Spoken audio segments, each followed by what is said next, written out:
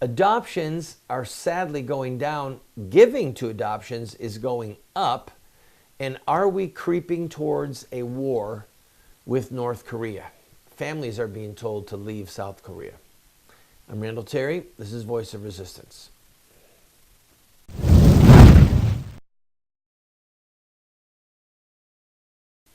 Welcome to the program, friend. I hope that you are having a blessed beginning to the Advent season. We call it the Christmas season as well. We are a family that tries to live by the liturgical calendar. And so for those of you who do the same, this is Advent. Sunday was the first Sunday of Advent. But culturally, I start celebrating Christmas the day after Thanksgiving. So we went out and got a beautiful tree literally the day after Thanksgiving. And my wife said, it's not even Advent. So we put the tree up in our living room, but we didn't decorate it.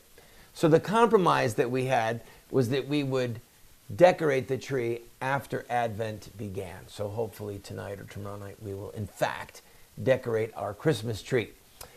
By the way, there's talk in the press about a Christmas gift to the American taxpayer, that the tax code will be in fact altered by Christmas. There's high drama. And we need to remember to read the headlines carefully. The Senate did, in fact, over the weekend pass a tax reform bill. Now, I have not seen the bill, and I guarantee you it's hundreds of pages long. At least that would be my guess. That's the way the Senate rolls. The problem is the House has one version, the Senate has another version. So they have to get the two versions to the Reconciliation Committee, where the exact same language exists in both bills. Then they have to send it back to the Senate and the House and vote on it again. And it has to pass again. And then President Trump would be able to sign it into law. But the goodwill is so strong about the what appears to be the success of tax reform, which means lowering taxes, that the Dow has jumped, as of this recording, 300 points. There are people talking, it's a new record. There are people talking about it being over 25,000 points by the end of this week, which to me seems crazy, frighteningly high. And man, I mean, I don't have money invested in stocks, but all I can tell you is what goes up must come down. That was such a trite. That was a pathetically trite phrase. Quick analysis for those of you who don't know but have an interest. The Dow Jones Industrial is the average of the Dow Jones Industrial, which is perhaps going to hit 25,000 soon, is the average of 30 stocks. That's it, just 30 stocks. And it's based upon their original prices before splits. So this is just for instance, if you bought a share of General Electric stock in 1910 and it split and it split and it split and it split over and over, based upon its original price, maybe now it's worth $1,000 or more. So, or $25,000 for one share of stock. So that's what the Dow is based on. It's based upon 30 stocks. That's it. And these are high-end stocks, or what some people call blue chip stocks. So to continue on this quick rabbit trail, there are two ways you earn money on the stock market, predominantly. One is through dividends. I own a piece of this company in the stock. I own stock in this company, and at the end of the year, they post a profit. And since I own a part of the company, they divvy out to me a little bit of the profit. It's very simple. So if I own a $100 share of stock and my dividend is $8, then I made $8 off of my 100% $100 investment, and I still have the $100 share of stock. The stock might go down to 90, it might go up to 110. I can always sell that share of stock as long as there's a buyer and it's still trading publicly. But the way I want to make money is on the dividend. The other way that people make money on stock is buying and selling them. Now, some people buy a stock for 100 and wait for it to go up to 110. They buy it for $1 and they wait for it to go up to $5 and then they sell it. Some people actually bet on the stock going down. in value.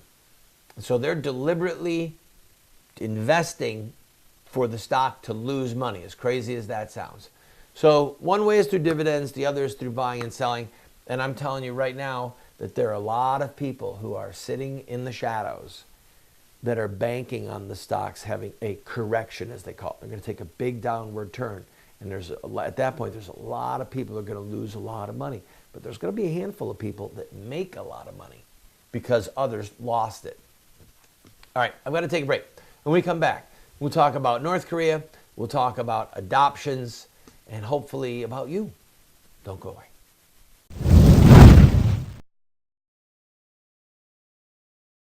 Today, many so-called Christian intellectuals believe that the God of evolution used billions of years of death and destruction to evolve the bodies of the first human beings.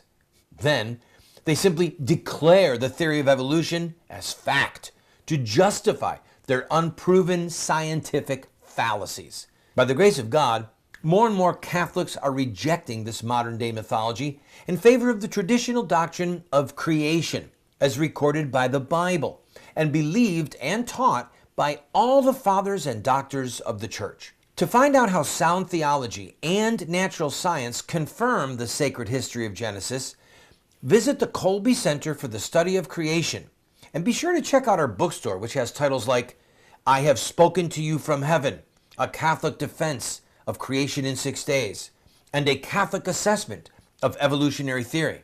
That's the Colby Center for the Study of Creation.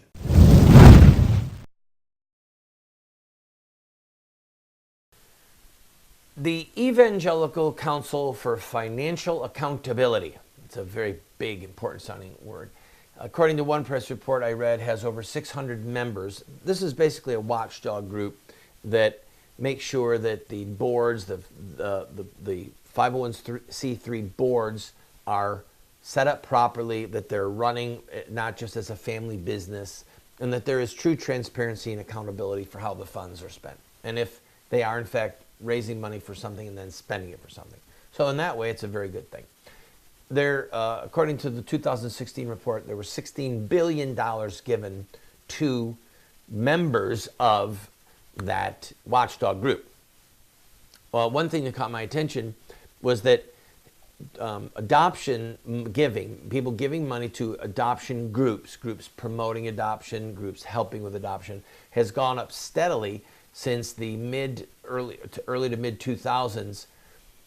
Last year was, I think, over a 6% increase in giving. But tragically, there's been a steady decrease in the number of adoptions. And that is because China, Russia, and Guatemala has stopped almost all of its foreign adoptions because of corruption. Russia stopped allowing Americans to adopt babies because we got in a tiff with them publicly over abuse.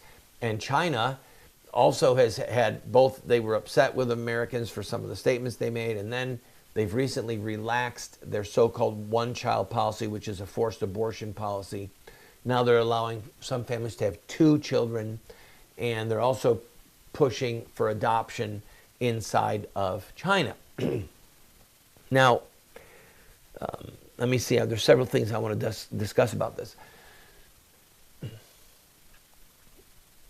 First, the negative. China is, in many ways, the most evil nation state to ever exist because of the sheer number of babies that have been killed by forced abortion. Now, when China implemented its one-child policy, it was instigated by Deng Xiaoping, and they thought, hey, we're going to have too many mouths to feed. They believed the nonsense, the Malthusian nonsense, that there's only so many natural resources. So anyway, they implemented this policy, and they were dragging women, kicking, screaming, pleading, begging for their child's life, and they were forcefully aborting them if they had already had one child, or if they didn't have the proper government permission to have a baby. So what we saw was a lot of families that were abandoning or aborting girls, because in Chinese culture, it's the boy who takes care of the parents in old age. And parents succumbing to this evil system were killing their own offspring, focusing on girls. Now the Chinese have a very big demographic problem. namely millions of young men who will never find a wife in China because there are not enough wives to go around because of their godless forced abortion program. So they've recently released, or rather relieved the pressure. Now they can have 2 children. So maybe some of them will have a boy and a girl. They're not going to kill as many girl babies. And they're also promoting adoption, which would mean girls being adopted inside of China instead of being targeted for abortion. It's interesting to me that giving is going up for adoption. And I say interesting, I'm thrilled that it's going up. Charles Spurgeon was, without doubt, the most famous English preacher of the late 1800s, the second half of the 1800s in England, one of my favorite preachers. And he got into a debate, an impromptu debate with a pagan. And and the pagan was saying about how wonderful atheism and agnosticism was, and how it really is who cares for the poor. And Spurgeon mocked him, paraphrasing Elijah in 1 Kings chapter 18 in the Bible. And Spurgeon said, "The God who answers by orphanages, let him be God." Elijah had said, "The God who answers by fire, let him be God." And Spurgeon said, "The God who answers by orphanages, let him be God." Because the care of the poor, the care of the needy, the care of the widow, the care of the orphan has always been, since the dawn of the church, one of the things that sets the church apart. So that's a part of your heritage. If you're a Christian, it was the church who gave us adoption as we now understand it. It was the church who gave us the care of the sick. I've got to take a break. I want to return to that when we come back, and also point out some interesting theological implications of various strains of Christianity. I think you're going to find it interesting. No, I know you will. Don't go away.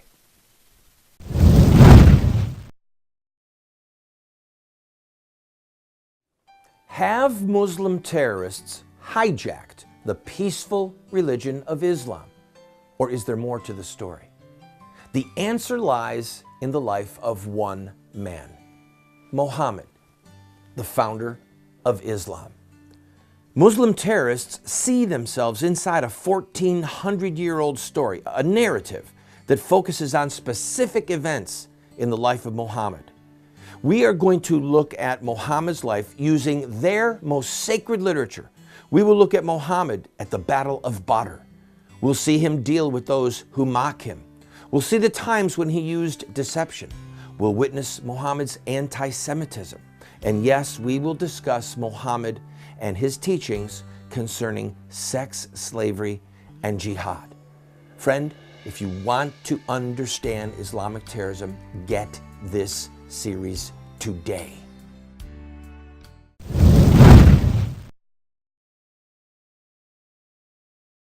In the 1800s, the Christian community, the Protestant Christian community, oftentimes became known as the Benevolent Empire. Various denominations worked together to raise money to help the poor. The Benevolent Empire. Now, I find it fun. Let me point something out. You're going to like this, or else you're going to hate it. Have you ever heard of a Methodist hospital in your community? Have you ever heard of an Assembly of God hospital in your community? Number one is yes. Number two is no. Now, there may be an Assemblies of God hospital. I don't know of one anywhere in the country. Or a Foursquare hospital. Now, this is a theological issue. This is actually a reflection of theology and emphasis. Let's back up before the Reformation. It was the Catholic Church that gave us, through its nuns and through its monks, what we now understand as hospitals. Hospitalers, they were called. They were people who cared for the sick. It originated with Matthew chapter 25. Jesus said, "I was hungry, you fed me. Naked, you clothed me. I was sick, and you visited me." And then he said to the goats, "I was in trouble," and all these different things. And they said, "Lord, when did we ever see you naked or hungry or in prison or sick?" and we didn't tend to your needs. And Jesus said, inasmuch as you did not do it to the least of these, my brethren, you did not do it to me. So that passage out of Matthew 25 and other passages in the scriptures became a part of the very fiber of the Catholic Church. So as you study the church, which was only one church until the Great Schism of 1053, as you study the church, you see the care of the poor, preaching the gospel to the poor, the St. Francis's, the Poor Clares of the world, caring for the poor. Food, clothing, shelter, hospitalization, medical care. That's never stopped. Catholic Charities is the single largest charity in the United States of America. I don't know if you knew that. It's never stopped. And Catholic Church is the single largest operator of hospitals in America. And I would venture to guess, I could be wrong on this one, but I would venture to guess in the Western Hemisphere.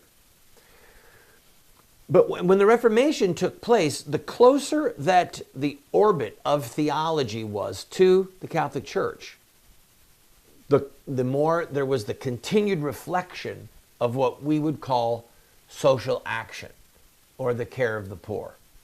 So Methodism, if you read the Methodist prayer book or the Episcopalian prayer book, from which the Methodist prayer book originates, you have to remember, the Book of Common Prayer is almost an immediate reflection of the Catholic missals of the day.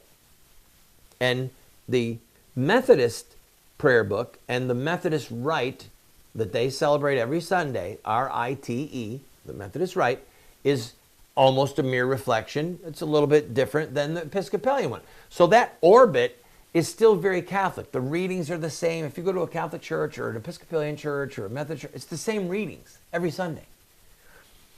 And the impact of Christianity, as was understood since the dawn of the church, has remained in those circles. But when you had the severe break to me and Jesus, kind of a Zwinglian theology, immediacy. It's me and Christ, me and Jesus. I don't need baptism. I don't need confirmation. I don't need any sacraments. It's me and Christ. It's me and Jesus, and my salvation is what matters. And therefore, by extension, me reaching out to others to have salvation. Well, then, you know, as J. Vernon McGee said, why polish brass on a sinking ship? That's what he used to say. God rest his soul. In other words, the ship's going down. Why polish brass? Why worry about the things of this world? What matters is we need to save souls. We need to bring souls to Christ. And there is an element of truth to that. But hey, Jesus is the one who said, I was naked and you clothed me. John wrote, if you see somebody needing this world's goods and you don't help them, how does the love of God dwell in you? So it's the scriptures. It's Jesus that teaches us to care for the poor.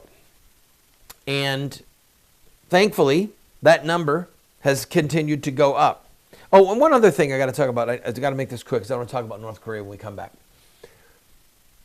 The replacement of the benevolent empire with our father, the state, our savior, the state, our daddy, the state acting as church, has been the state, the government has steadily encroached and stolen, encroached upon and stolen certain parts of the church's duty and the family's duty. You don't hear the word the benevolent empire anymore. It used to be that when people were in trouble, they would go to the church and say, can you help me? For whatever it was. Now where do they go? Go to the government. Which means it's rife with fraud, which means that there's not anywhere near the accountability, and which also means that the spiritual dynamic is missing. When people would go to the Salvation Army, they would get food and clothing, but they also might find Jesus, which was the goal of the benevolent empire, in part, was to lead souls to the Lord, to care for their body, but also to help reach out to them in the love of Christ. The government does not do it. The government forbids it. I would like to see the church go back to being the church, and I'd like to see the government go back to building roads and having an army for our defense. When we come back, we'll talk about the army, because there could be a shooting war in North Korea before long, or with North Korea. Don't go away.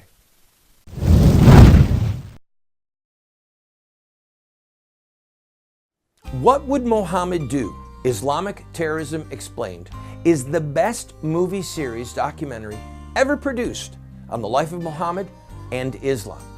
How do I know? Because it's what critics are saying. John Moore, radio host and author, said, "I learned more from what would Muhammad do about Islam and Islamic terrorism than I've learned from everything I ever read and watched in my entire life." Best-selling author Dr. Bill Warner said, "What Would Muhammad Do is the best movie series, TV production on the life of Muhammad and Islamic terrorism that has ever been produced." Friends, this is what the experts are saying. No one has ever done what we've done. I encourage you to get 1, 2, 4 copies. Call 304-289-3700. That's 304-289-3700, or order it at the address or the website that you see on the screen. Friend, we have a series that will help you and those you love to have an impact on this country. It's called Insurrecta Nex. That's Latin for revolution against the killing of innocent people. This is the history, the philosophy, and the theology of social revolution in America. We look at the Stamp Act, the Boston Tea Party, the abolition of slavery, the abolition of child labor, women's voting rights, the civil rights movement. All of them have this in common: courage, sacrifice, dedication, and in-your-face tactics and rhetoric. That's one of the reasons that we've been losing the culture wars the last 40 years, is because the bad guys are using these tactics and we aren't. We will send you this 14-part TV series along with these manuals for students, a teacher's facilitator guide for only $40. Go to 304-289-3700, 304-289-3700.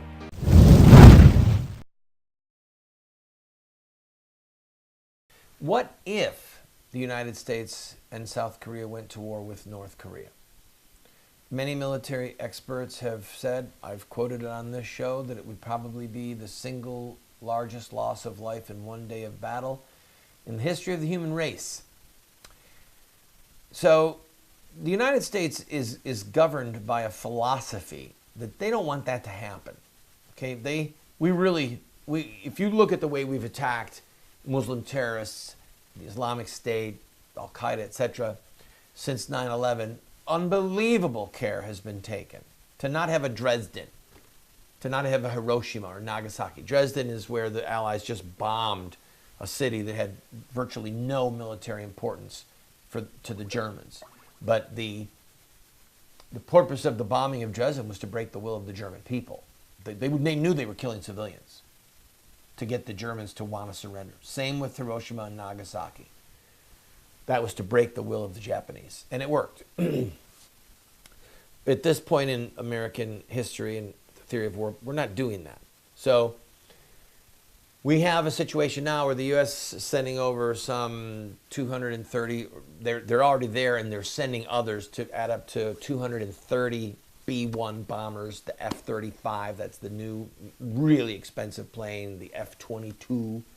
I mean, these planes can go respectively 1,200 miles an hour, 1,500 miles an hour, unthinkably fast. And there's people that say, look, these planes could almost win a war by themselves. So the American theory, I guarantee you what they're discussing is, if we do have to go to war, how can we kill the leadership of North Korea as quickly as possible so that they're actually literally dead? Because it's such a hierarchical government. If they can chop off the head, it really will make the snake not know which way to go. All right? So that's one issue that they're dealing with. And the other is, how good is our cyber warfare to mess up the launch of any North Korean missile? Now, some of them do not take a lot of computer firepower. They're going to be surface-to-air or surface-to-surface missiles. So an onslaught of missiles from North Korea, lobbing them 20 or 30 miles into South Korea, would potentially kill thousands and thousands of people. But the U.S., I guarantee you, that the philosophy that is governing the U.S. right now is, how do we kill the leadership of North Korea as quickly as possible so that they surrender? And how do we use our cyber technology and our anti-missile technology to ensure that as few Americans and South Koreans die as humanly possible? Oh, and by the way, in the press over the weekend, the government is suggesting that everyone with families, including military personnel that are in South Korea, go home. That's not a good sign. That's not a good sign. We'll keep you updated on this. I'll talk to you the next time. God bless you. Go to our website, by the way, and look at some really awesome stuff.